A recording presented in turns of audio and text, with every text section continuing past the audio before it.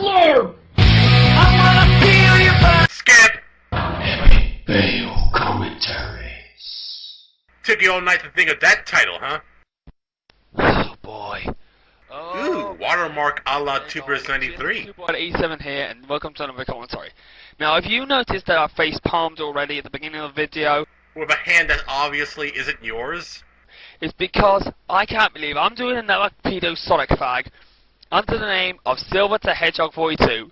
Silver the Hedgehog 42. Now, where have I heard that name before? Alright, I think I saw something like that in my suggestion box, but I decided not to do a commentary on it, considering that the guy is an obvious troll. Think of him as Chris Chan, Gobs89, and Jaro Hedgie 453, but with a larger Messiah complex.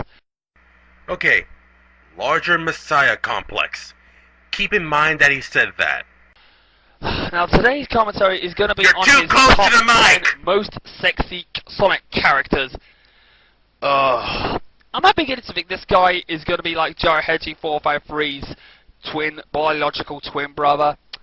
But enough of that. Let's get this over with. Why me? Because... Hi, this is Steve the Hedgehog. Whoa!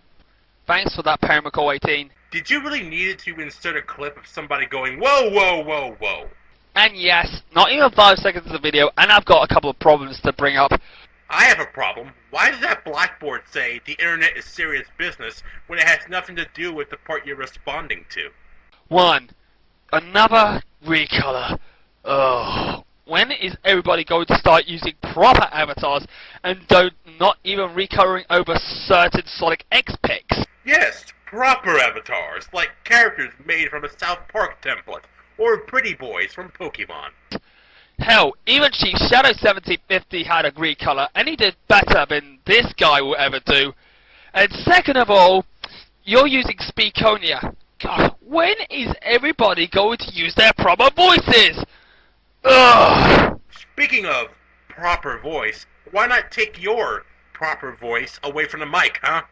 And in my first video I will be doing in my mind the most sexy and fuckable characters in the Sonic universe. I didn't know. What was the point of that clip again? In my mind, Sonic is the game with the most sexy characters and the most fuckable of all. You know, when you hear somebody say something like that, it should be painfully obvious that they're trolling. What? Most sexy and most fuckable? God, you didn't even make sense in that comment.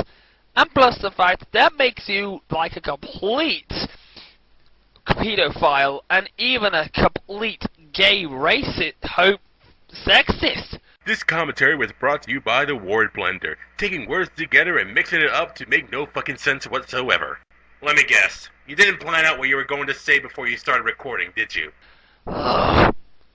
Yes, he put male and female characters in there, and this is to the fact that this guy is actually bisexual. By the tone of your voice, you're making it sound like being a bisexual is a bad thing. But then again, that might be unintentional. Ugh. Oh boy, this is gonna be really bad. Okay, never mind. But then again, let's get to the top 10 and see what he puts. Well enough, with all this blabbing, let's get on with the list. Number 10. Miles Tails Brr is a sexy beast with 2 tails. He is sexy and hot, and he's number 10 on this list because he's just so damn sexy and he's always by Sonic's side. Once again, obvious troll. Okay, could you please elaborate on why Tails is quote-unquote sexy? Why do you need that elaborated? Either way, you started this video saying that he's a pedophile, gay, racist, sexist, bisexual, recolor thing. So what would it matter if he elaborated on why he thinks that Tails is sexy in the first place? And also, I think he did, actually, you didn't really do too bad of a job elaborating on Tails of why he was with Sonic's side or with any of his attributes. Miles Tails Brr is a sexy beast with 2 tails. He is sexy and hot, and he's number 10 on this list because he's just so damn sexy and he's always by Sonic's side. What the fuck are you talking about? Number 9. Knuckles Echidna. Knuckles is a hot Sonic character who could break a wall with one punch. He is so fucking strong and very sexy and is just so fuckable I would give him a blowjob. And that's why he is number 9. No. What? Oh god. This guy, why do you want to give Knuckles a blowjob? Because anal sex hurts? This comes to the fact that you are not only a sexist, but also a bisexual. I mean, I could take the whole sexist thing, but bisexual, that's where I draw the line.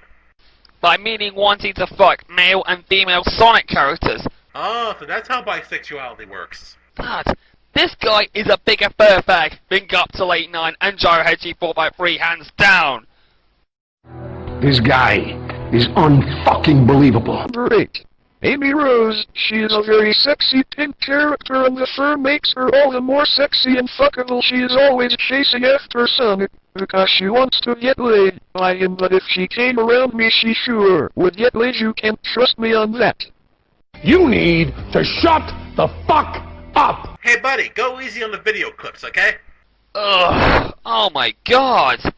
You want to make a 12-year-old pink bipedal hedgehog to get laid because of your sexual fantasies against pink hedgehogs. Number 1, sexual fantasies against pink hedgehogs? God, I hate pink hedgehogs so much that I want to make passionate love to them. Number 2, aren't almost all the Sonic characters underage? Number 3, so when Amy is on the list, you get upset and offended about him wanting to have sex with a 12-year-old girl. But when Tails is on the list, you're upset because he didn't elaborate well enough on why he thinks an 8-year-old boy is sexy. You want to explain that one to me? God, do I have to call you pedophile? Because Amy Rose is an underage character, and so is Tails! Oh, so now you're upset over Tails being on the list. What, did you realize that Tails was underage right now? Number 7, Shadow the Hedgehog. Shadow is a badass kick-ass who will pump anybody full of lead who gets in his way. In my mind, Shadow is a very fuckable one because he collar and the spiky A's on his vacuum would let him shove up my bum. What? He says he wants a spike up his bum. Oh, this guy is obviously serious. Ugh, I wouldn't really want that if I made this top 10 list. And also, I would elaborate on why the top 10 characters are actually good. And also, I would go into more detail of why the characters are so good. And then, I'll go into great detail on how the characters are good. And then, I'll go into deeper detail on how the characters are good. And then, I'll repeat myself. Plus to the fact, I wouldn't call them sexy or fuckable. Oh, okay, glad you got that out of the way.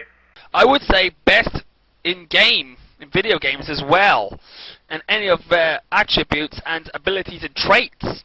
So, what makes this list any good? I mean, oh god, this is so really this guy is really bisexual. I don't know if it's just me, but doesn't it kind of feel like he's more concerned about this guy being a bisexual than a pedophile? Oh, I'm so lost for words, people. I'm sorry if I pause quite a lot, but I'm just lost for words. Hey guys, you heard about the latest craze? It's called a script. Number 6, Blaze the Cat. Blaze is a sexy cat who is a sexy pussy and a fuckable one at that. She is one pussy that I would feed, if you know what I mean. He's talking about vaginas.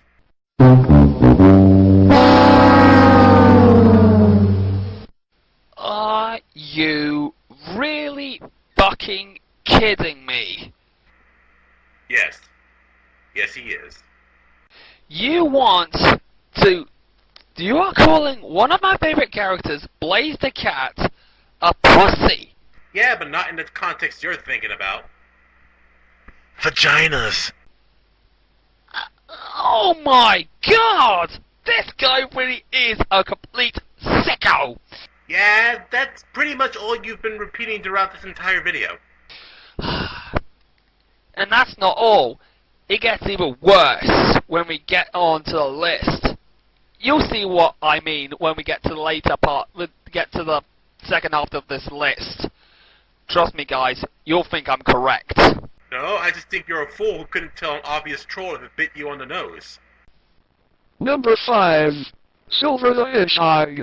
He is one sexy hedgehog. I would let him make me red anytime. The reason he is only number 5 is because he raped off Steal the Hedgehog. That makes no sense!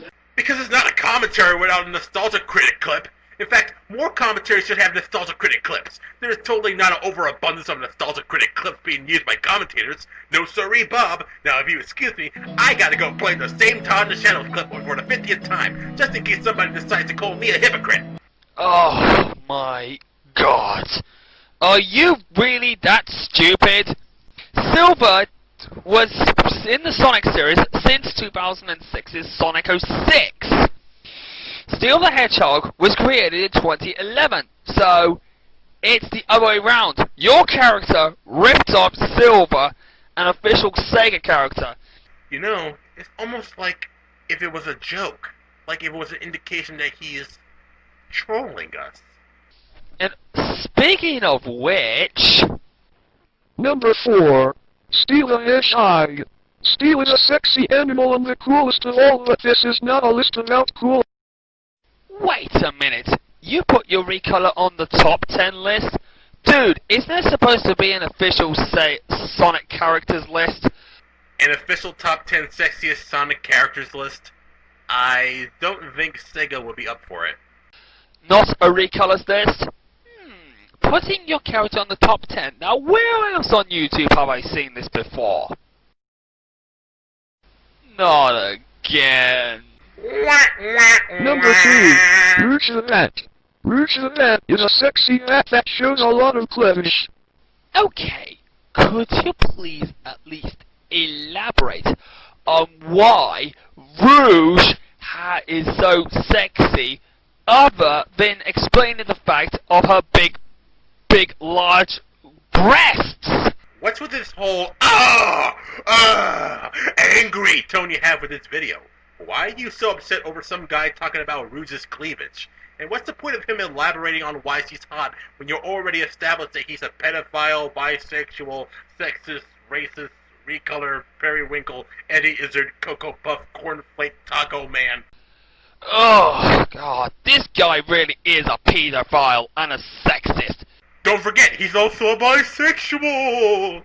God, I bet he has sexual fantasies about Rouge every night. This guy. Didn't you play that clip already? Number 2. Chaos. Chaos is a sexy being. I didn't know. Looks like GST doesn't have a problem with this entry, even though he didn't elaborate in full detail why he finds Chaos to be a sexual being. Hey, remember when he said that this guy had a larger messiah complex? Yeah, he never brings up why. And number 1 is CREAMTHERAVVIT. Are you fucking kidding me? Really? Are you just gonna use clips from other videos to do the commentary for you?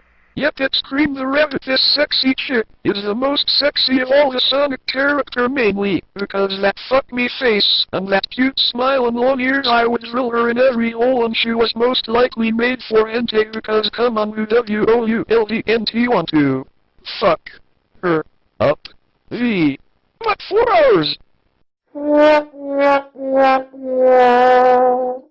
Oh my good lord. Are you a fucking sicko? You know the answer. For putting Cream the Rabbit in the number 1 spot? Oh my god. She is freaking 6 years old! Did you pay attention to what he said about her having a fuck me face and being made for hentai and all that? Even if he doesn't come out and say it, it should be obvious that he's joking around. Sometimes you need to consider the possibility that somebody is trolling. And you say you want sexual fantasies about this rabbit? Oh god. You really are a pedophile, and you are a bigger sicko than Joe Hedgie453, Gump89, and Chris Chan combined.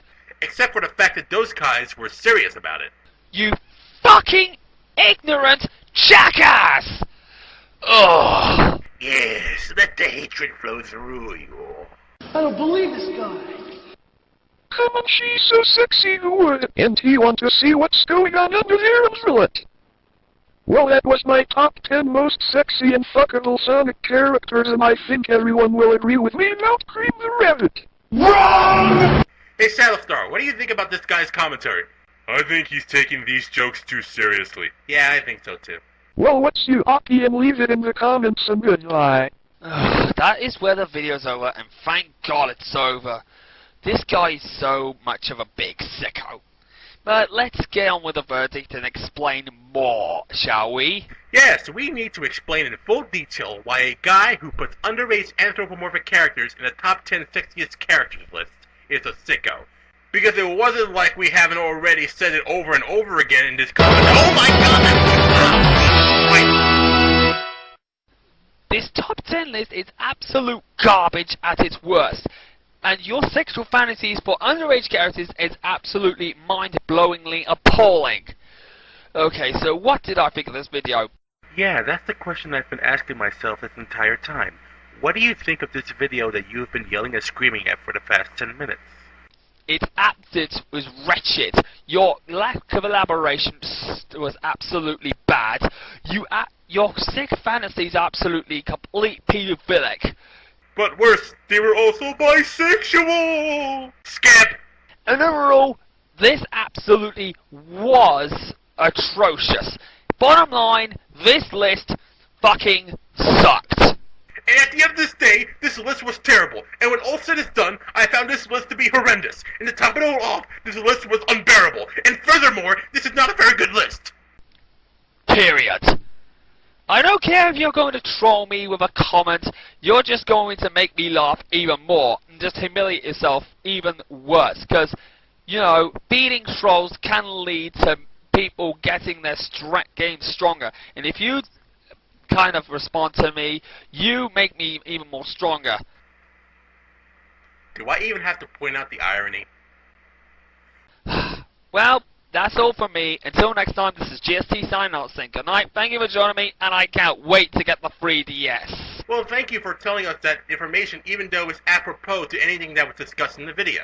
Well, I guess we all learned a valuable lesson today. I can't wait for the PS Vita to come out. There's this one guy by the name of LuigiFan110, or, as he goes by in his other channel, MarioFan110.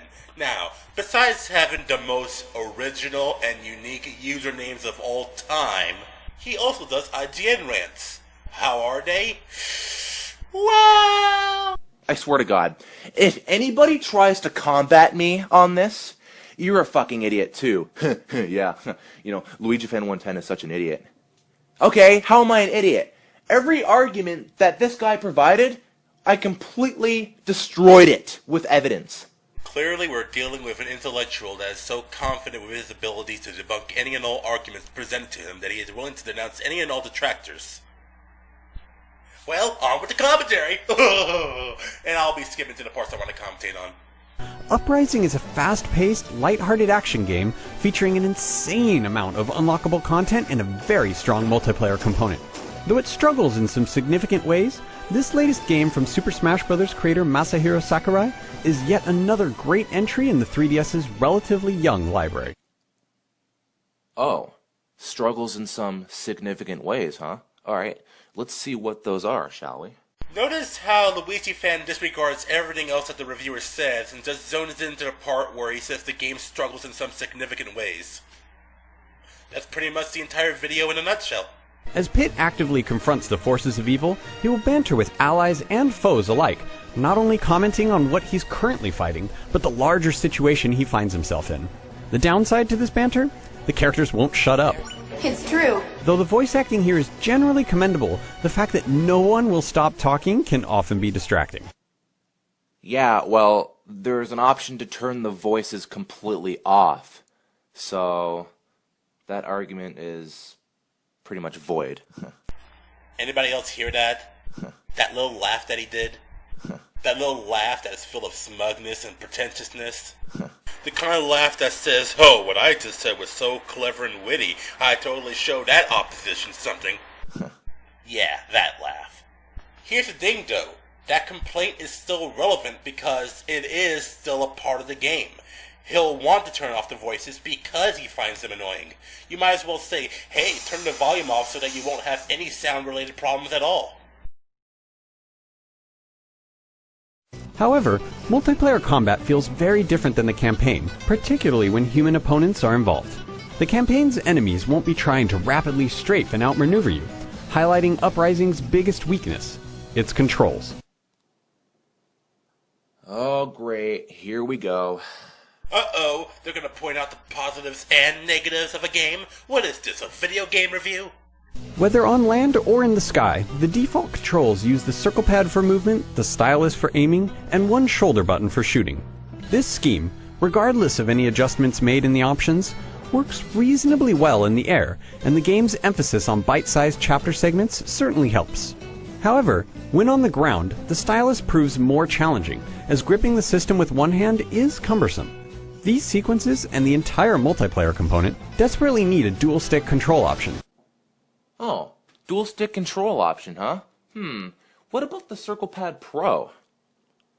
Why can't you just use that? Because the Circle Pad Pro doesn't support dual analog controls. So, there you go. Even with a myriad of custom configurations, it's baffling that Kid Icarus doesn't support the Circle Pad Pro. What did you just say? What did you just say? I said shut your ugly face, Blenders! It's baffling that it does not support the Circle Pad Pro.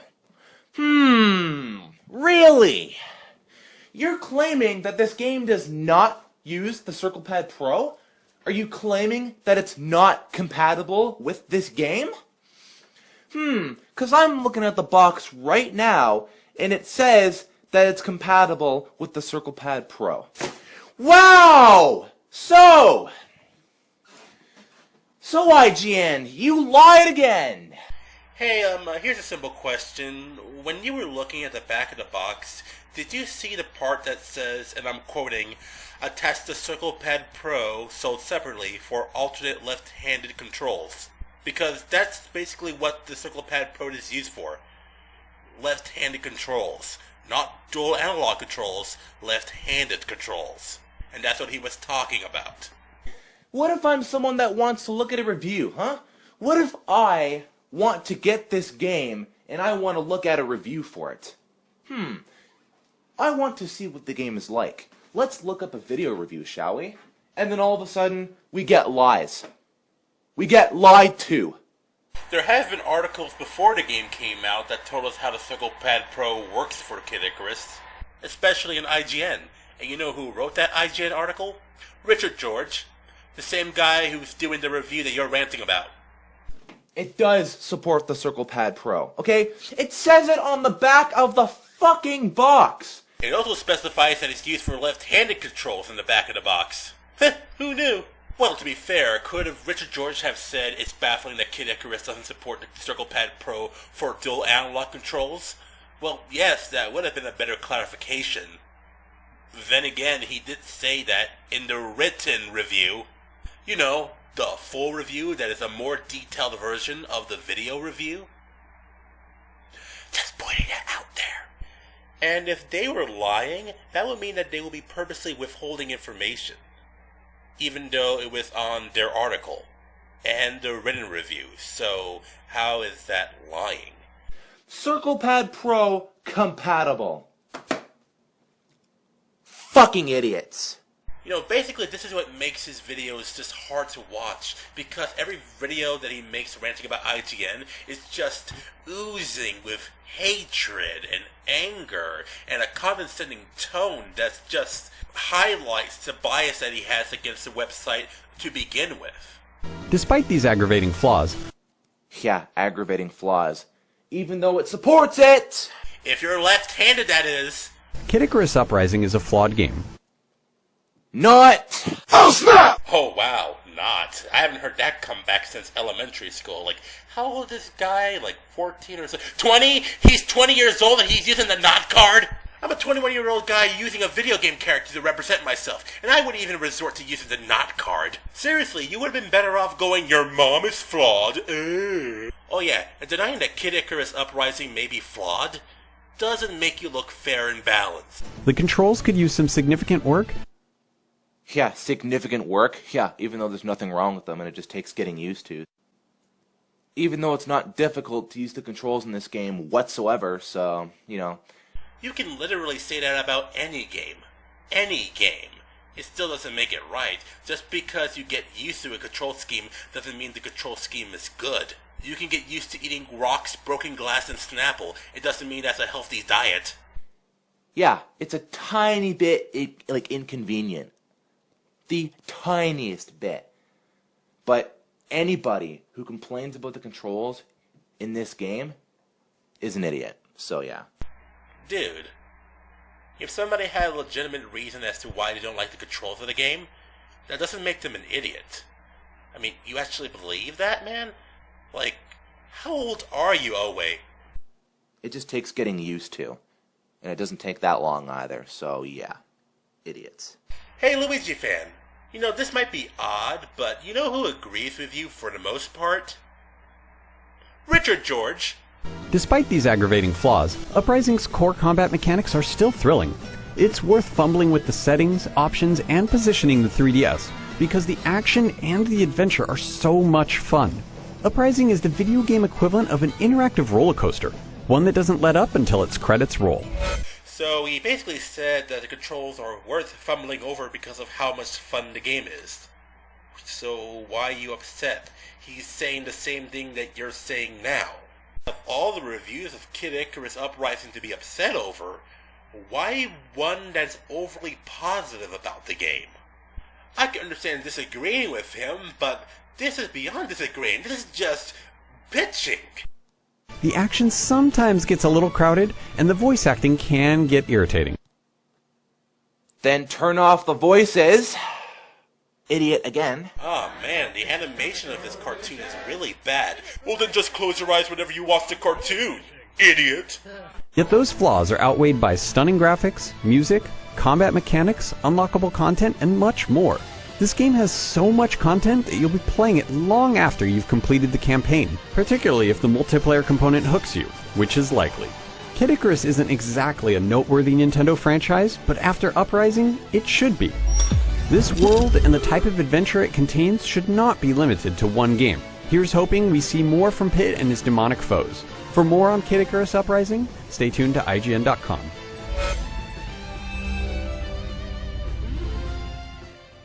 Oh no, how could IGN say such terrible things about the game? They're terrible, they're horrible, they're absolutely the worst in the entire world.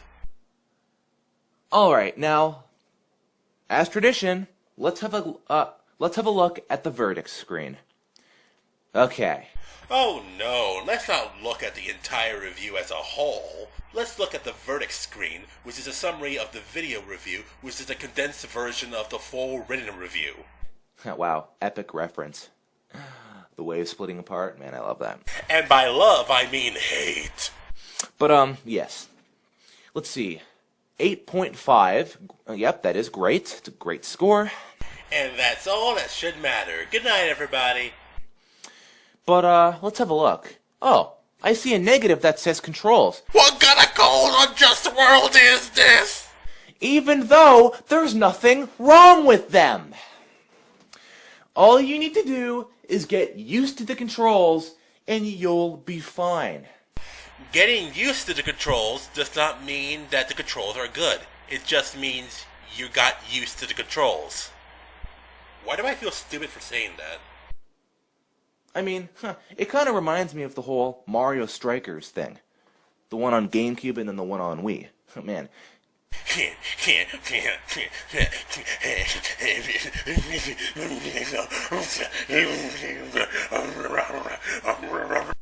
That can take some getting used to.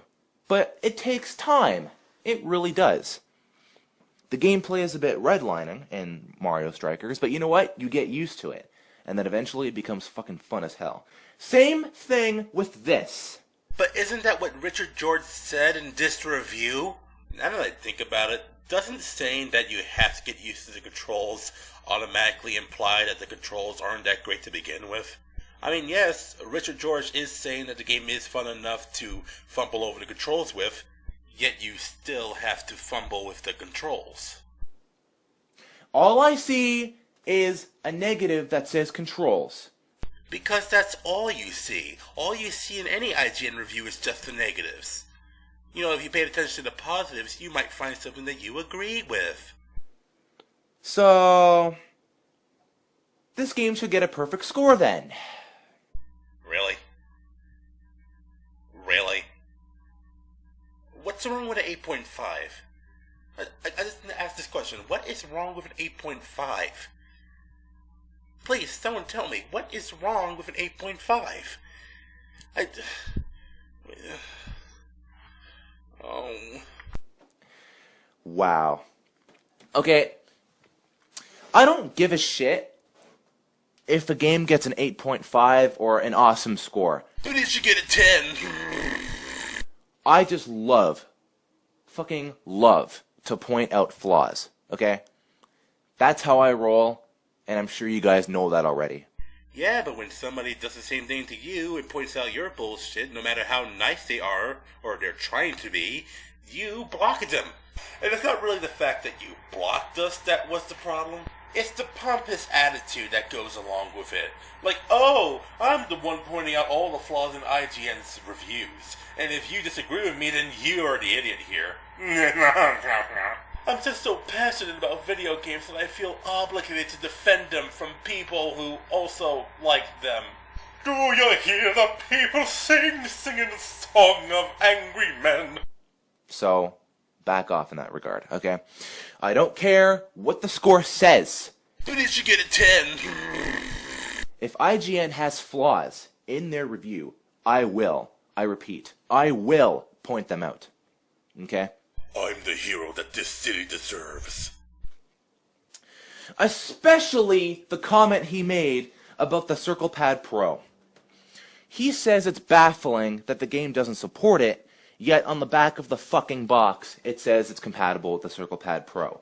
Well, technically, when talking about dual analog controls, the Circle Pad Pro doesn't support the game. So, he's an idiot! Fuck you laughing about, man. All you did in this video was go... and now you're acting like, I sure showed them. You see, people, this is why I do what I do. Because this company is full of idiots. And if that wasn't evidence for you that they are, then you're the idiot here. That speaks for itself. Okay, I repeat, this is why I do what I do. Because they're idiots. And that's proof right there. That's 100% evidence. A professional video gaming reviewing company. Well, that's one of their things they do. And they couldn't even look at the back of the fucking box. Look who's talking. Circle Pad Pro compatible. That's right. I can't believe that shit. I honestly cannot believe they would make such a big fucking mistake as to that. I thought you said it was a lie. So IGN, you lied again! So which one is it? Is it a lie or is it a mistake? Did you plan this out beforehand? Oh wait, yes I can, because I already know that they're idiots! You know, if you're always going to be in the mindset that they're idiots and everything they say is wrong, of course everything that they're going to say is wrong to you. That's the smartest thing that came out of his mouth through this entire video. Well, that's all I needed to say about this review. If IGN does something else that's stupid and for no reason at all, I'll be sure to get back to you guys. See y'all later. Wow. They couldn't even read the back of the box, and they could just turn off the voice work if they're that annoyed. Simple! So let's see. He's pretentious. He overreacts to small, minute details. He's bitter. He's biased, very biased. And he blatantly disregards any other research. So he's basically the epitome of everything that I hate about YouTube ranters. And he's also the average IGN ranter. Well, I guess we all learned a valuable lesson. What's wrong with an 8.5?